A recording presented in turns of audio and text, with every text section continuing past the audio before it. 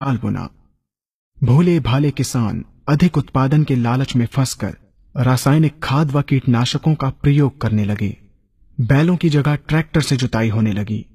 शुरुआत में कम रासायनिक खादों के प्रयोग से अधिक उत्पादन हुआ। धीरे धीरे रासायनिक खादों के प्रयोग के कारण भूमि की उर्वरा शक्ति क्षीण होने लगी, जिसकी वजह से उत्पादन घटने लगा तथा फसलें कमजोर होने लगी। फसलों के कमजोर होने के कारण उनमें रोग व कीट लगने लगे। रोग व कीटों से फसल की सुरक्षा के लिए और अधिक कीटनाशकों का प्रयोग होने लगा।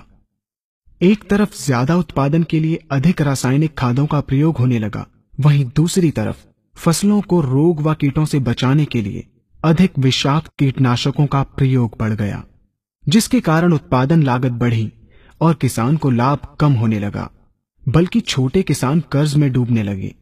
धीरे धीरे भूमि की उर्वरा शक्ति क्षीण होने से भूमि बंजर होने लगी।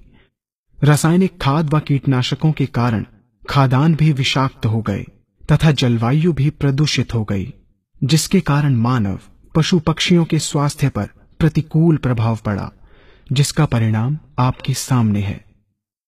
मानव स्वास्थ्य पर रासायनिक खादों के पड़ने वाले प्रभाव को आप ऐसे समझें।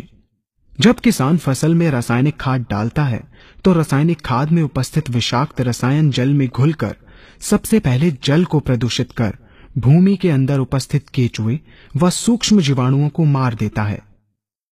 ये बात सभी किसान अच्छी तरह से जानते हैं कि केचुए व अन्य सूक्ष्म जीवाणु भूमि की उर्वरा शक्ति को बढ़ाने के लिए अति आवश्यक होते हैं।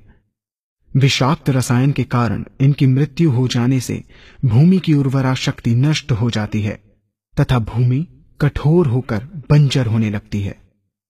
रासायनिक खादों के विषाक्त रसायन पानी के माध्यम से अन्य खनिजों के साथ फसल के अंदर पहुंचकर फसलों को विषाक्त बना देते हैं। बाद में जब खाद्यान्न के रूप में मनुष्य या अन्य पशु इन्हें खाते हैं तो ये विषाक्त रसायन मानव स्वास्थ्य पर बहुत ही बुरा प्रभाव डालते हैं तथा मनुष्य के अंदर तरह तरह के रोग उत्पन्न करते हैं।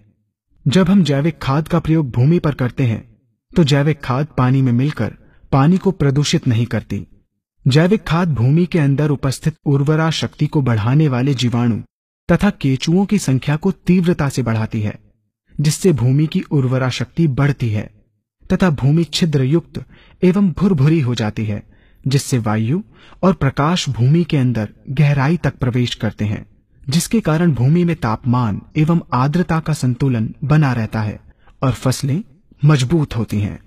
जैविक खाद में विद्यमान तत्व खाद्यान्न के माध्यम से मानव व पशु पक्षियों के शरीर में पहुंचकर स्वास्थ्य लाभ पहुंचाते हैं। जैविक खादों के प्रयोग से फसलें अच्छी और मजबूत होती हैं, जिसके कारण उन पर रोगों एवं कीटों का ज्यादा प्रभाव नहीं पड़ता।